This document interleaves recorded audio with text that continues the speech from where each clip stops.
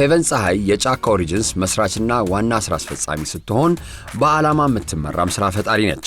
የኢትዮጵያ ቅድመ አያቶች በብዝሃ ሕይወትና ሀገር በቀል እጽዋት ዙሪያ በማያያዝ ከሴት አነስተኛ አርሶ አደሮች ጋር አብራ የምትሰራ ነች። የፌቨን ታሪክ በማህበረሰብ በመሬትና በሴቶችን ማጎልበት ስራ ላይ አተኩሮ የሚሰራ ነው።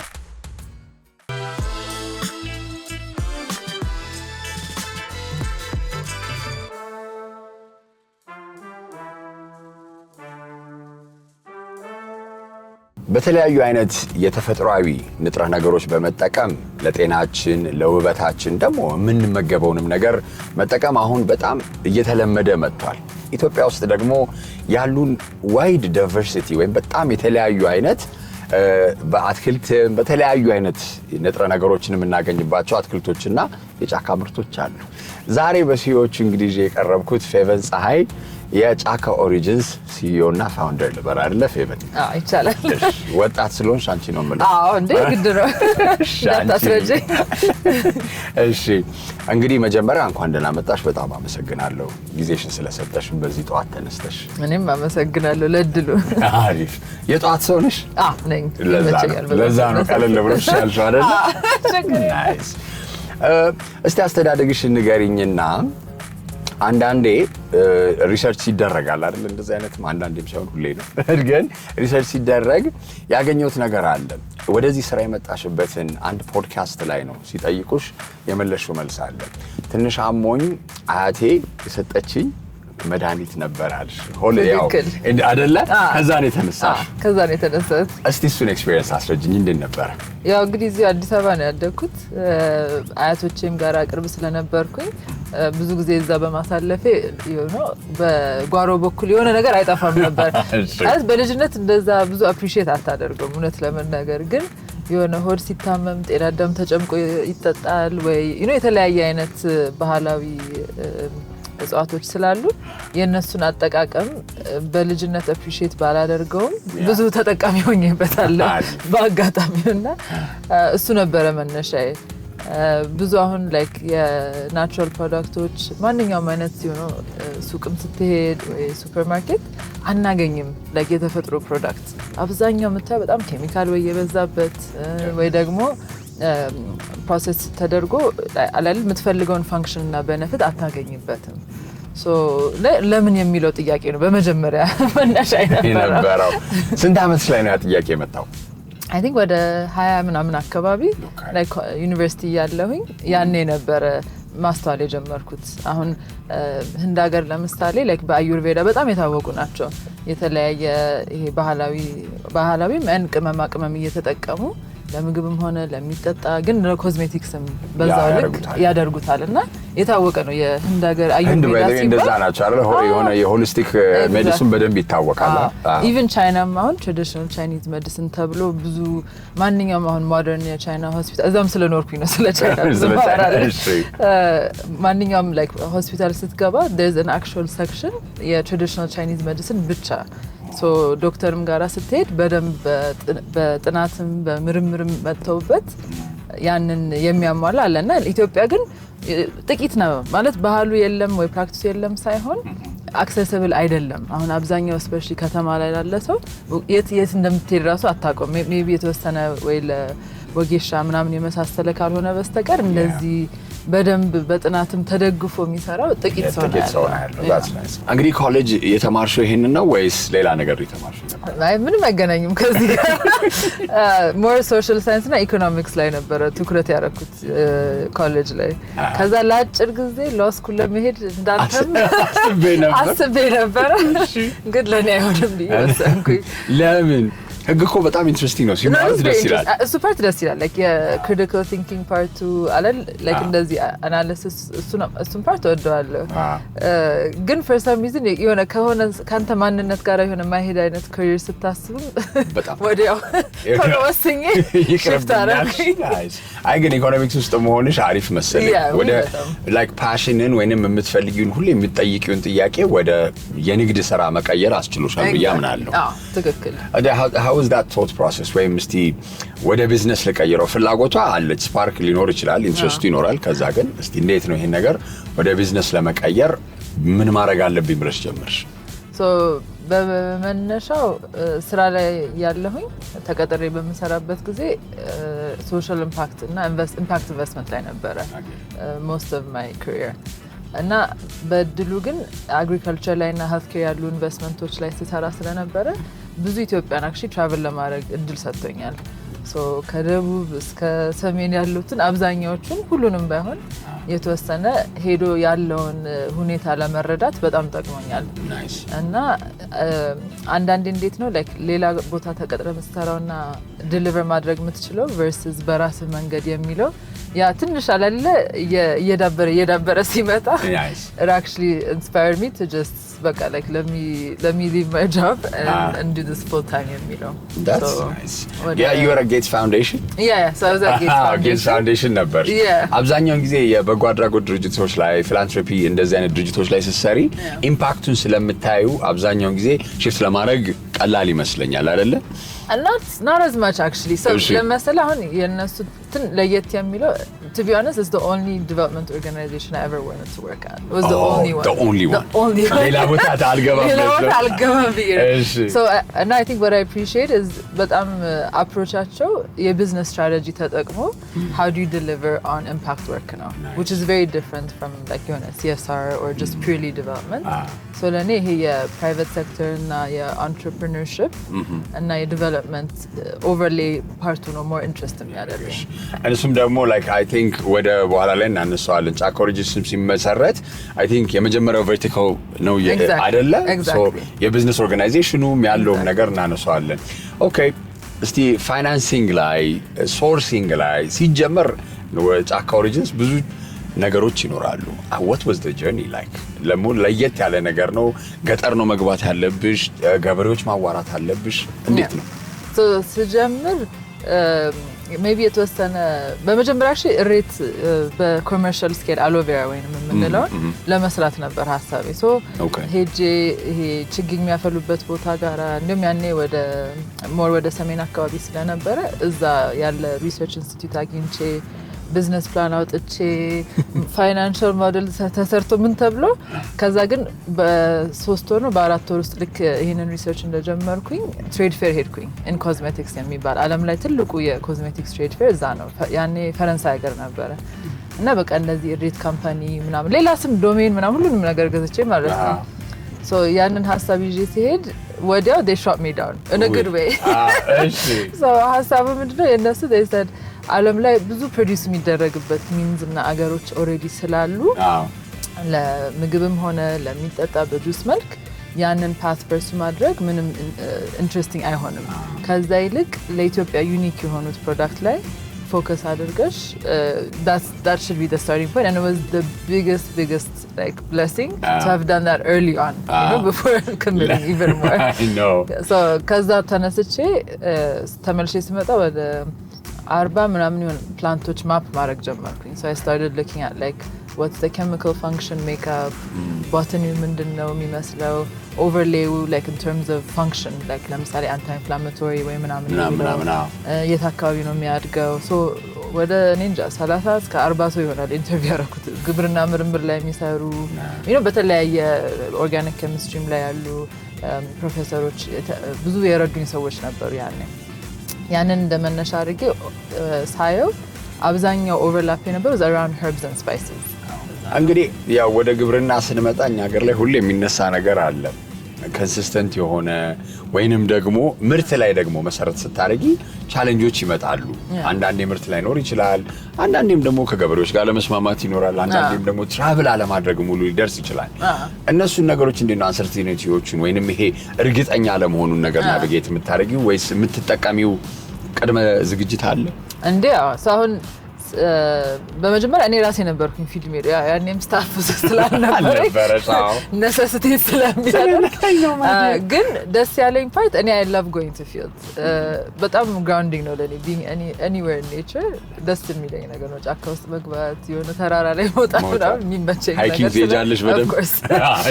እሺ ግሩፕም አለ ፈለክ ልክላለሁ ጆይን ማድረግ ከፈለክ። So I got to travel myself there እና what I understood is በሆነ ፓርትነርሺፕ ተደርጎ ካልሆነ በስተቀር እኔ ብቻ ገብቼ ለብቻዬን መሰራው ስራ አይደለም ሶ በየሶርሲንግ ሳይት አሁን ከፋ ነበር በመጀመሪያ ስንጀምር እዛ ያለ ሎካል ኤንጂኦ ከነሱ ጋራ አትሊስት የስልጠናም ሆነ የችግኝ አለል የትኛው ጋራ ነው ምን ተጋገዘው የሚለው ወሳኝ ነው ለምን አብዛኛው ቅመም በጣም በትንሽ ስኬል ወይ ለቤት ጥቅም ወይ ደግሞ በእጅ ተጨብጦ ገበያ ላይ የሚሸጥ አይነት ነገር ነው እንጂ በጣም በትልቅ ስኬል የለም አብዛኛው እዚህ ሾላ ምናምን የምናገኘው is not like አንድ ኮንቴነር ልውሰድ ብትል ደረግም ነገር አይደለም በመጀመሪያ የነበረው ቦታ ወረድ was just ያንን ቤስላይን establish የማድረግ how do we source sustainably how do we source you know regularly and you just have to build it ቀስያለ የመጀመሪያ 2-3 አመት በቃ እሱ ብቻ ነበር supply chain building ብለን supply chain ነበር አይደል እስቲ የቢዝነስ ኦርጋናይዜሽኑ ደግሞ ለየት ይላል እሱን ደግሞ አስረጅኝ ለምንስ መረጥሽ so እንግዲህ እንዳልኩ ኦሬዲ መነሻዬ ላይ የተወሰነ ብዙ ነገር የተማርኩት ስለነበረ ከሌላ ስራዬ ላይ so ስጀምር I really wanted to focus on የሶሻል ኢምፓክት ኤሌመንትም አለ ከኮሚኒቲዎች ጋራ በምን አይነት መልክ መስራት እንችላለን ለምን አሁን ለነሱም እኛ መተን ይሄን ያህል ኪሎ እንገዛለን ማለቱ ለአንድ ወቅት ብቻ ሳይሆን ብዙ አመታት ስለሆነ ምን ገባበት ኮሚትመንት ያንንም ለመወጣት ጅማሮም መስተካከል አለበት so I wanted to make sure that was part of our success so that የግድ ከስሞል ሆልደር ሶርስ ካላደረግን then እኛም ኳሊቲም ሆነ ትሬሰቢሊቲም ሆነ ኮንሲስተንሲ ማምጣት አንችልም ሁለተኛ ፓርት ደግሞ was more to do with forest area ላይ ያሉትን safeguard የማድረግ አሁን ብዙ ጊዜ ደን እየተጨፈጨፈ ብር ከሚሰራ ይሄንን እዛው ደን አካባቢ ባለበት ሜንቴን እየተደረገ በመተከሉ ያንን ተጠቃሚ ይሆናሉ so vertical integration ስንል means raw material sourcing all the way until processing all the way to the final product and packaging እኛው ነን የምንሰራው ኢምፓክት ኢንቨስቲንግ ላይ እንደውም ባለፈው #ሽቀላ ላይ ሰርቼው ነበር የተገናኘነው ምዛ ነው እና ሞዴሉ በጣም ደስ የሚል ሞዴል ስለሆነ ተጽኖ የሚፈጥር ወይም ተጽኖን መሰረት ያደረገ ኢንቨስትመንት በጣም ጥሩ ነው አንደኛ ከእርዳታም እየወጣን እንድንይሆናል ምንም አይነት ነገር ቢመጣ ኢንቨስትመንቱ ራሱ ጀነሬት ያደርጋል እስቲ እሱ ሞዴል ስትመርጪው ከማጋ ፓርትነር ለማድረግ አሰብሽ ፓርትነርስ ሎቢ ለማድረግ ምን አይነት መንገዶች ተጠቀምሽ so initially የሚገርመው አሁን ኢምፓክት ኢንቨስቲንግ ለኢትዮጵያ ሞር አዲስ ነው ማለት እንችላለን አሁን የተገናኘንበትም ኢቨንት የመጀመሪያ ሃይ ሌቨል ዳያሎግ on the topic and it's not to say ከዛም በፊት of course አሉ ሌሎችም አግሮፎረስትሪ ላይ የተለያየ ቢዝነስ ላይ የሚሰሩ ግን እንደዚህ ዲፋይን ተደርጎ ሜትሪኩ ምንድነው how do we measure it እና ከፋይናንሻል ሪተርኑ እኩል የኢምፓክት ሪተርኑ ምን ይመስላል የሚለውን ሞር አዲስ ነው ለኢትዮጵያ ማለት እንችላለን so በጣም ታሳቢ ያደረኩት ምንድነው initially especially the first few years ብዙ ኤፈርቱ እንዳልኩ supply chain building ላይ በመሆኑ that means ምንም አይነት possibility የለም አሁን ከባንክ ሄደህ ብድር ለመጠየቅ በምንም ኮላተራል ነው ምንድነው exactly so I had to rely a little bit on grant funding initially አሁን ደግሞ ወደ ስራው እንግባና ያነበብክ ያው ኢንዲጂነስ ፕራክቲስስ ሲባል ላይክ የተለያዩ አይነት ንጥረ ነገሮችን ተጠቅሞ ለህክምና ለምግብ ለውበት ልል ይችላል እንዲሁ ቀለል አድርጌ ለመናገር ግን ኢንዲጂነስ ፕራክቲስስ በጣም ትልቅ ነው እና በፕራክቲሱም ለየት ያለ ነው እስቲ እሱ ነው በቀለል ባለ መንገድ ለኔም ለሁሉም ማስረጅልኝ so አሁን አንዳንዱ actually ምን እናረጋቸው ግን ኖቲስ ማናረጋቸው ሊኖሩ ይችላሉ ለምሳሌ አሁን ጉንፋን ሲይዝ ምን ነው የምታረገው እኔ ጉንፋን ሲይዝ probably ብርቱካንና ነጭ ሽንኩርት exactly so those are part of our practices አይደለ አሁን like it's not በየቦታ አይደለም naturally or instinctively ሰው okay ነጭ ሽንኩርት በማር ወይ እንደዛ ይሄ የፈላ ብርቱካን ጁስ ምናምን የሚባለው like it's not actually like a widespread practice those are like things that are like part of our heritage part of our indigenous በቃ like culture እንበለው so ያንን part ግን እንዴት ነው እንዴት አድርገን እናመጣዋለን in the times that we live in አሁን ሁሉም ሰው እንግዲህ እንደድሮ ግቢ ባለመኖሩ አናኖራችን ቨርቲካል ሆኗል exactly አናኖራችን ወደ ላይ ስለሆነ አፓርትመንት ላይ ወይ you know እንደዛ አይነት ስለሆነ it's also much harder እነዛን ነገሮች like keep ለማድረግ so that means that እኛ as a company we should find a way to solve for that how do you make it easy and accessible so one ያው ዋና ፕሮዳክት ላይናችን it's oils. So on coffee oil ለምሳሌ it's really great ለስኪን firmness ለanti aging. So እሱን አሁን እንደ ኮፊ አረቢካ እንግዲህ ያው ለኢትዮጵያም ኢንዲጂነስ ነው ዋና ምርታችን ነው ዋና ትልቁም ደግሞ መነሳ የሚነሳው እሱን የመሳሰለ like እንደዚህ በቆዳ ለመጠቀም those are the types of products that we make. ከዛ ደግሞ ሌላ ካቴጎሪ ኦፍ ፕሮዳክትስ ያለን are herbal teas. so ያው ብዙ ጊዜኛ ቡና ብቻ ነው የምንጠጣው of course አሁን የኛ ሐሳብ ምንድነው እንደ ተጨማሪ ወይንም እንደ አልተርናቲቭ herbal tea ብዙ አለን ኢትዮጵያ ላይ. so አሁን ለምሳሌ እንግዲህ ትንሽ ለየት ሊል ይችላል ግን የበስቶ ብላሽ አሁን በጣም ምርጥ ነው. ኦኬ እንደውም ያንቺ ፌቨሪት ፍሌቨር ምንድነው ልሽ ነው? exactly. so actually I like የበስቶ ብላና የኮሰረት those are my two favorites. እና ጣሙ it's very unexpected. ግን ብዙ ጊዜ አሁን ኮሰረት ኖርማሊ የምናውቀው ለቅቤ ማንጠሪያ ከክትፎ ምናምን ጋር አሶሲየት ስለምናደርገው ከምን በላው ነገር ጋር ነው እንጂ እንደ ሻይ አይደለም ለሻይ መልክ አናስበው ግን it's actually an excellent tea. They're anti-inflammatory ናቸው ብዙ ጥቅም ስላላቸው those are the types of products that we're promoting because we're saying all already ፕላንቶቹ አሉ አጠቃቀማችንን just የማስፋትና ያንን የማስተካከል ጉዳይ ነው. That's amazing.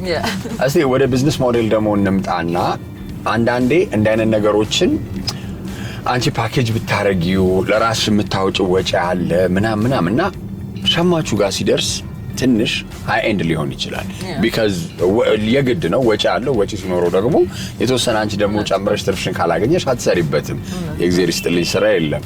so እንዴት ነው how do you manage that market identification ላይ አሁን ለምሳሌ የኔ ማርኬት ይሄ ነው ለነሱ ይሄ ነው ፕራይሲንግ ይሄ ቢሆን affordable ነው የሚለው ነገር እንዴት ትለዩዋለሽ? so ደግነቱ ፋይናንስ ሰው አይደለሁም I'm kidding. No ግን usually we do like እንደ ማንኛውም business we'll do our cost build up. so looking at your raw material all the way down to processing packaging. ግን ለኔ I think and priority ሆኖ ያየሁት is to really invest in packaging that's reflective of the product. It has to look good. It has to you want to take it off a shelf አይደለ እንጂ ዝም ብለ አልፈው እንድትሄድ አይደለም አላማ. እና ብዙ ጊዜ when you look at like አገር ውስጥ የሚሰራ ፕሮዳክት በጣም ቆንጆ ዕቃ ቢሆንም እይታው ካላማረ እንንቀዋለን. ይሄ ደግሞ ያው በቃ just ያለው ትሬንድ ስለሆነ so we really worked on like rebrand አድርገን በደንብ ለማስተካከል to make sure that at least the value of what a customer is paying for ከዛ ጋር reflected ይሆናል.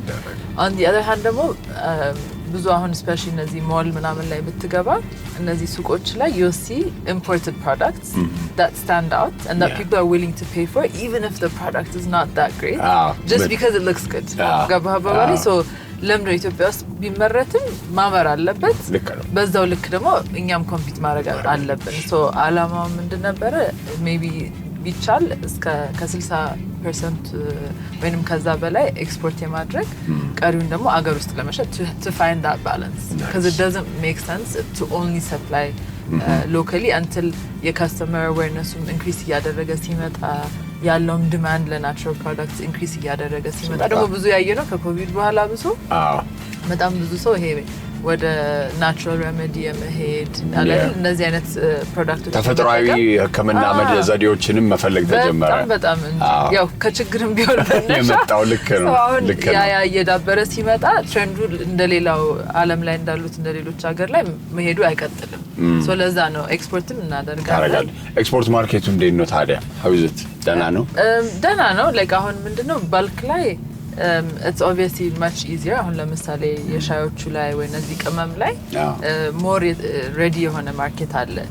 የኮስሜቲክ ፕሮዳክቶች ላይ ግን ኮምፒት ለማድረግ ቀላል አይደለም because we're competing with like better marketing እና ሴልስ ላይ በጀታቸው ራሱ $100,000 ምናምን ያለ ነው የሚሆነው. ልክ ነው you're right. so እሱ ፓርት ላይ ትንሽ ይቀረናል ብዙ ማስተካከል ያለብን ነገሮች አሉ ግን ባለን አቅምና ሪሶርስ እንደምንም እየገፋ ነው. nice that's nice. እስቲ ወደ ሊደርሺፕ ደግሞ ወደ ፊሎሶፊ እንምጣና እስቲ ያነበብኩ ነበር ስላንቺ መነሻዬ ላይ እንዳልኩትና አንድ ያነበብኩት ነገር አለ ከጌስታ ሳይኮሎጂ የሚባል አይነት ፕሪንሲፕል ነበርና ይሄ አጠቃላዩ ነገር ከክፍሎቹ ድምር ይበልጣል የሚል ነገር ሰው ልጅ ልብ አለው ምን አለው ግን ሰው ደግሞ ሲሆን ኤሰንሱ ኢትስ ማች ግሬተር አይደለ ያን ነገር ተናግረሻል እስቲ ይሄንን ፍልስፍና ለምንድን ነው ከምርትሽ ጋር አገናኝተሽ መልስ የሰጠሽው I think አሁን የራሴንም ኑሮ ሳስበው we don't live as individuals like society-ያችንም community-ያችንም is a big part of who we are especially ኢትዮጵያ ላይ social fabric ቤተሰብ ያለህም ሃይማኖት የተለያዩ ነገሮች are big part of community ናቸው like ምንም ነገር ለብቻህን የምታደርገው ጥቂት ናቸው አብዛኛው ከህብረተሰብ ጋር የምታደርገው ነውና I think ያ already ውስጥ ያለ ነገር ስለሆነ በስራዬም ላይ ወይ የሚያስደስተኝ የማያቸው ነገር ላይ በዛ አስተሳሰብ ነው የምንቀሳቀሰው so I really feel like the relationships invest የምናደርግበት ጊዜ የምናሳልፍበት how we build it is reflective of the result that we get so ስራም ላይ እንደዛ ነው መፍጠር የምፈልገው የስራም environment በተቻለ መጠን ያንን ሪፍሌክት የሚያደርግ ነው ያ እንደዛ ከሆነ እንግዲህ እስቲ ሪሌሽንሺፖቹን ኤክስተርናል ሪሌሽንሺፕስ ላይ ወይንም የውጫዊ ግንኙነትን ውስጣዊ ግንኙነትን እንዴት ነው ናቪጌት የምታደርጊው ለምን ከገበሬዎች ጋር ስትሄጂ ስታወሪ አንዳንዴ የነሱ ችግር ለኛ ችግር ላይ መስል ይችላል ላይክ ባክግራውንድም ሊሆን ይችላል አመለካከትም ሊሆን ይችላል ግን እንዴት ነው አንዳንዴ ያንን ሪሌሽንሺፕ ሰስቴን የምታደርጊው so initially እንዳልኩ ብዙ እኔ ራሴ ሄድ ነበር ከዛ ግን of course over time የቲም አለን እዛው የሚኖሩ እዛው የሚቆዩ so field coordinatorዎቻችን በቅርብ ሆነው ያለውንም ሁኔታ እያዩ report እያደረጉ like we have telegram groups for each site ለምሳሌ so they'll send updates on that say ከሌ እንደዚህ አይነት ሁኔታ ላይ ነው ያለው so እንዴት ነው transparent ስታደርገውና awareness ሲኖር it's much easier to make decisions to say በእንደዚህ ብናደርገውስ መፍትሄውንም ለማግኘት ሁሉ ነገር ከችግር ጋር ሳይሆን ከመፍትሄ ጋር ማምጣት አለበት nice sure right እስቲ ቢሮ ውስጥ ያለው environment ማኔጅመንት ላይ አሁን ለምሳሌ አንዳንድ ስራዎች አሉ ዳይሬክት ያንቺን ኢንቮልቭመንት የሚፈልጉ አንዳንድ ደግሞ ስራዎች አሉ በቃ ለሰው ዴሊጌት አድርገሽ ልትሄጂ የምትችያቸው ምን ያህል አመኔታ ታደርጊያለሽ ስለ ቲምሽ ስትሰጪ እንዴት ነው so initially I think በትንሽ ማይክሮ ማኔጅ አረግ ነበር በመጀመሪያ ላይ ያው ከኔ ደግሞ የተሻለ እነሱ ምትጠይቃቸው ይችላል and I think ግን it was also like ብዙ እኔ ያለኝ work ethic ላይ it's really like በቃ diligence and like an almost insane level of repetition until you really get it right that's my process so የፈለገ ትንሽም ነገር ቢሆን like ለማሳለፍ እውነት ያመኛል ማደለ ፎርማቲንግ እንትንም ይበላሽ like በጣም አንዳንዴ ትንሽ ካላግባብም I go a bit overboard I know so the first few years especially that was the approach I took with everyone on the team እና ስልችት እስከሚላቸው I drilled it into them ከዛ በኋላ ግን እንዴት ነው like ቦታ መስጠት ጀመርኩኝ እየለቀኩኝ so that አለበዚያ የሆነም ሰው ደግሞ if they don't see their role and not their involvement in how discretionaቸውን ካላዩ የነሱንም individual አይደል approach to that መስጠት መቻል አለብኝ so we have work plan and we have all kinds of policies and processes that are based on our actual practices not just ወረቀት ላይ ቁጭ የሚሉ so በተቻለ መጠን ያንን እያየን like assessment feedback and then it's not as easy to do it in the frequency that you want especially like on management light and light ስለሆነ it's been a bit more challenging so with the season ደግሞ we adapt and now we change but በተቻለ መጠን I want it to be like a work environment where people feel good when they come to the office like ሮላቸው ይታያቸዋል like ሁሉም ተከባብሮ ምንም ይሄ like መሳደብ መጮህ ምናምን ሲጀመር እኔ ጸባይም አይችልም እንደዛ አይደለሽም I'm very calm I mean there are times that I get upset ግን it's not like ይሄ በእንደዛ አይነት እንትን መንቀሳቀስ አልችልምና አካባቢንም እንደዛ እንዲሆን ስፔሲሽን በጣም ትጠብቂያታለሽ So yeah, I try to make it like a good work environment. We do team meetings, team outings. And ሁሌ የተለያየ ነገር I think on the last one we did was we went bowling. Oh nice. Which is nice. እንዴት ነበር እሱ? It was fun. Very competitive. በጣም competitive. እና የሆነ በቃ ዝም ብራም ነው የሚለው ሰው እንደሌላ ሆኖ ነው ሲጀመር እንደ ቀልድ ይጀመርና ውድድሩ ፉክክሩ ይቀጥላል ያ so የተለያየ እንደዛ ይሁን ወጣ ያልክ I think ከዚህ በፊት እንጦጦ ፓርክ ሄድን we did a hike of course mandatory ነው ማንም መቅረት አይችልም ብለሽ ሁሌ ደግሞ ብላቻዝ ልክ አሁን የቻይና ፋክተሪዎች አሉ እንደዚህ በጣም ብዙ ሰው ስላላቸው they have a few breaks throughout the day where they'll just make people do like 10-minute drills like jumping jacks ምናምን አዎ ወጥተው ዛር ያሰሯቸው ነበር አንድ ድርጅት አይቼ ነበር እዚህ የቻይናዎች ነውና jumping jacks አለው የተወሰነ በርፒስ ያሰራቸዋል ምናምን ይላል አለው እና ሁሌ ላቻላ like you guys are lucky እዛ ደረጃ ላይ ገና ባለመድረሳችን እድለኛ ናችሁ ግን like that kind of playfulness but also you know getting your work done ቢዝነስ ከመመስረት እና እዚህ ደረጃ ከመድረስ ምንድነው የተማርሻቸው እስቲ ነገሮች ምን ያህል ጊዜ አለ ምን ያህል ጊዜ አለ እሺ አይ በጣም ብዙ ነገር ተምሬያለሁ ግን I think አሁን በቅርብ እንግዲህ ሞር የደረስኩበት ያንተን ማንነት በጣም በግልጽ ማወቅ ይጠይቃል የመጀመሪያ 3-4 አመት እውነት አልተኛሁም ብዙ ማለት ይችላል it was a lot of like you know 3 am ተጀምሮ እስከ ማታ 10 pm on the same day እንደዛ ብዙ repetition ነበረው so it was very very intense ከዛ ግን የሆነ ሰዓት ላይ like ቆም ብለህ ደግሞ you have to be able to look at like where you are in that transition in that journey and to reel it back a bit so I think ማንነትን ማወቅና to be very clear about your values for me at least አብዛኛውን ጊዜ ትልቅ ሲዎችን የምጠይቀው ጥያቄ አለ በምንድነው በምን ብትታወሱ ደስ ይላችኋል ብዬ like legacy ላይ ደረጃ ላይ ስለደረሱ አንቺን ሁለቱንም ላርግና ልጠይቅሽ የፊውቸር ፕላንሽና በምን ብትታወሽ what do you want to be remembered by at the end It's a big question actually. I think the future plan እንግዲህ እስካለን ድረስ መግፋት ነው ግን ደግሞ it's also recognizing like what are the transitions that need to be made so that አሁን ያለንበት juncture it's very critical so either በጣም scale ማድረግ መቻል አለብን or we have to pivot so it's not going to be an easy transition but hopefully it will be a good one I know I think in terms of legacy I think I want to be remembered for how I make people feel አስቴ እንደመጨረሻ ጥያቄም እንደ concluding note ብናረግ ወጣት ስራ ፈጣሪዎች ይሄንን የሚመለከቱ የራሳቸውን ቬንቸር መጀመር ለሚፈልጉ ሰዎች tell them እስቲ ምን 3 pillars ልትያቸው ትችላለሽ ይሄን ብታዩናት ይሄ successful ያረጋችኋል but look out for this and you can do this with you ነገር ካለ let me give you the chance I think one is like you really have to be comfortable with failing like የሆነ መሳሳትን እንደ ኤክሰርሳይዝ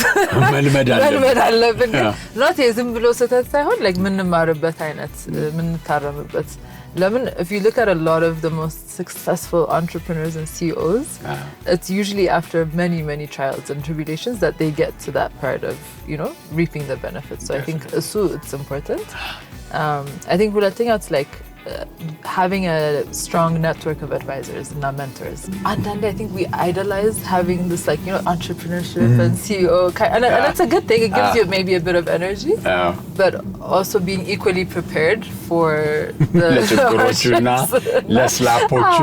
and it takes a while like on agroforestry business ማንኛውም ሰው agriculture ላይ ብትጠይቃቸው it's 5 to 8 years before you can actually get to break even which is wild that means you need to be prepared for anything that comes for at least the first 5 years እና ያንንም በደንባላለ እንደ ሁሉም ቢዝነስ እንደዛ አይደለም obviously like service industry ላይ ይለያል ROIሽ በጣም ፈጣን ሊሆን ይችላል so soon I think ታሳቢ አድርጎ and having a very clear plan about what's the product and who's my customer so actually so I can አራተኛ ችግር የለውም እኔ ሁሌም እንደው ስራ ላይ ያልሽ ቅድም በጣም ደስ ያለኝ አንዳንዴ ደስ ይለናል ኢንተርፕረነር ሲባል like but ይሄ ግላመሩ ወይንም በጣም ደስ የሚለው የራሴ አለቃኔ ምናምን የሚለው ነገር እንዳለ ሆኖ መዘጋጀት ያለብን ደግሞ ቅድም እንዳልሽው ለብዙ መውደቅ ለብዙ ፈተና በጣም መዘጋጀትና you have to have a very tough skin